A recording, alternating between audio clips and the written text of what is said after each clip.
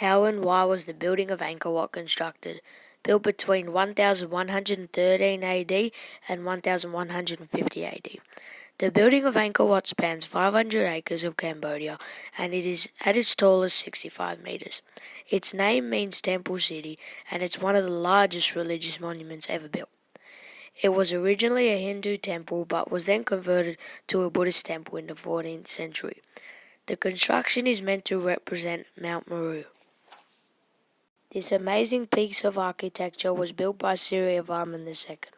His road to becoming king was quite controversial because at only the age of 14 he killed his uncle to become king.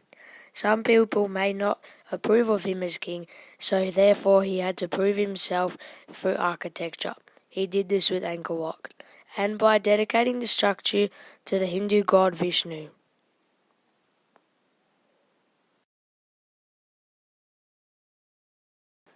Suryavarman did not want to build Angkor Wat out of any average vulnerable material like wood, so he made it out of a material that would last forever, stone.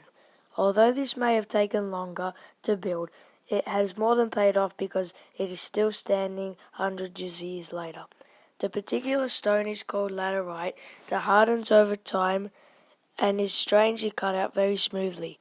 It is finished with sandstone transported from the north so that it can have a beautiful finish all over the palace. Why was it built in the middle of a moat and in this direction? It was built in the middle of a moat because it provides enemies with only one convenient way to cross the moat, by boat, or by bridge which would be locked in times of conflict, but this gives ample time for Suryavarman's army to prepare for battle. It is also in the direction Hindus believe is death because this building was a recreation of heaven on earth. What were the construction techniques? The first challenge was clearing the land on which the mammoth structure would be made. This land was full of tropical trees that would take hundreds of years to chop down. To be true to Suryavarman's religion, the building had to be in soil so that he could enter the afterlife. They first had to excavate meters underground and then fill the hole with sand, rocks and then sand again, which would level the surface. The structure is floating on water, so therefore the foundations would move up and down with the water level, causing it to collapse. Their solution to the problem was a moat. This moat would fill with excess water from monsoon season, making the level of the water table rise significantly less. Then in the dry season, the water would be absorbed by the soil to keep the water table level. The site was now ready to build on.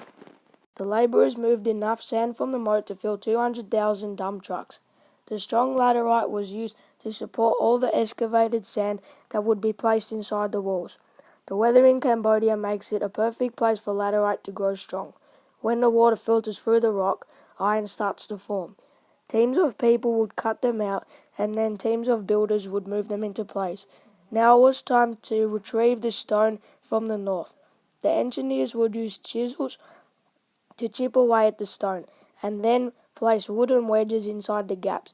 Water would then be poured in, causing the wood to expand and the stone to break away. They would then be delivered through canals back to the site, saving time and energy. Bamboo systems would be used to put the blocks in place. Why did the temple change from Hindu to Buddhist? The majority of Cambodia was now Buddhist. Like with many other religious structures, it was reused, which in this situation is called archaeological palimpsests. Statues of Buddhist gods were placed in and around the site.